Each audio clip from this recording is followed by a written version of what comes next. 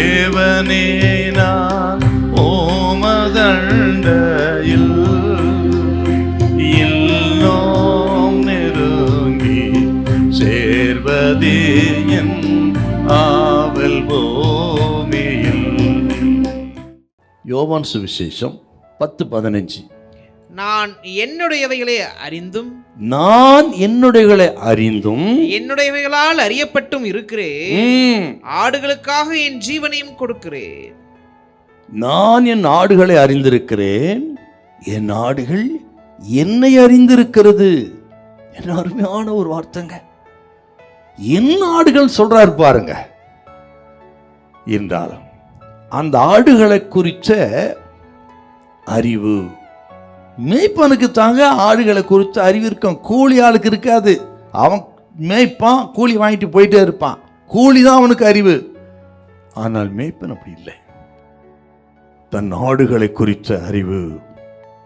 இதை சொல்லும்போது இந்த 15வது வார்த்தை ரொம்ப முக்கியமானது. நான் ஆடுகளை அறிந்திருக்கிறேன் மட்டும் சொல்லல, கவனிக்கணும். நான் பிதாவை அறிந்திருக்கிறது போல, பிதா என்னை அறிந்திருக்கிறது போல என் ஆடுகள் என்ன அறிந்திருக்கிறது. அப்படித்தான் சொல்றாருங்க. பிதாவுக்கும் இயேசுவுக்கு இடையே இருக்கிற அந்த உறவை சொல்றாருங்க. பிதா என்னை அறிந்திருக்கிறது போல, நான் பிதாவை அறிந்திருக்கிறது போல, நான் என்னுடையவைகளை அறிந்தும் என்னுடையவைகளால் அறியப்பட்டு என்னுடையவைகள் என்னை அறிந்திருக்கிறது. பிதாவுக்கும் இயேசுவுக்கும் இடையே இருக்கிற அந்த உறவை பிரிக்கவே முடியாதுங்க. அந்த அளவுக்கு ஆழமான நெருக்கமான ஒரு உறவு.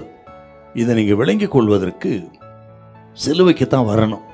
நிறைய இடத்துல சொல்லுவார் இப்படி, நானும் பிதா ஒன்றா இருக்கிறோம் அப்படின்னு. என் தேவனே, என் தேவனே, ஏன் என்னை கைவிட்டீர்? மத்தேயு 27:46 வருது. ஏன் அப்படி சொன்னார்னா, பிதாவாகிய தேவன் இயேசு கிறிஸ்துவை சிலுவையில இமைப்பொழுதிலே அவர் கைவிட வேண்டும். அவர் மரித்தால்தான் உலகத்துக்கு ரட்சிப்பு வரும். அதுக்காகத்தான் உலகத்துக்கு வந்திருக்கிறார். சொல்ல போனால் அப்படியே என்னோட கூடவே நீங்க இந்த தன்மையெல்லாம் பார்க்கணுங்க. நீங்க ஏன் அப்படி? பிதா என்ன அறிந்திருக்கிறார், நான் அறிந்திருக்கிறேன், அதே போல் என்னுடைய அறிந்திருக்கிறேன், என்னுடைய என்ன அறிந்திருக்கு. ஏன் சொன்னான்னு கேட்டீங்கன்னா, பிதாவுக்கும் இயேசுக்கு இடையே இந்த ஆழமான உறவு போல நமக்கு ஆண்டவருக்கு உறவு இருந்து விட்டால் அவர் நல்ல மேய்ப்பனா இருப்பா. ஒரு குறை நமக்கு இருக்கான்னு அர்த்தங்க.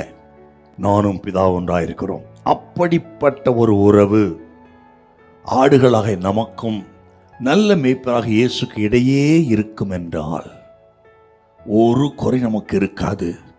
நம்ம போஷிப்பார், நடத்துவார், நாம் அவருக்கு சொந்தமா இருப்போம், சொத்தா இருப்போம். அவன் நமக்கு சொந்தமா இருந்து பசும் புல்வெளியிலே நம்ம நடத்தி, அமர்ந்த தண்ணீரண்டிலேயே நம்மை நடத்தி, ஜீவனோட நாளெல்லாம் நன்மைக்கு தொடர்படி செய்து நமது காரியமெல்லாம் ஜெயமாக இருக்கும். ஹல்லேலூயா, ஹல்லேலூயா.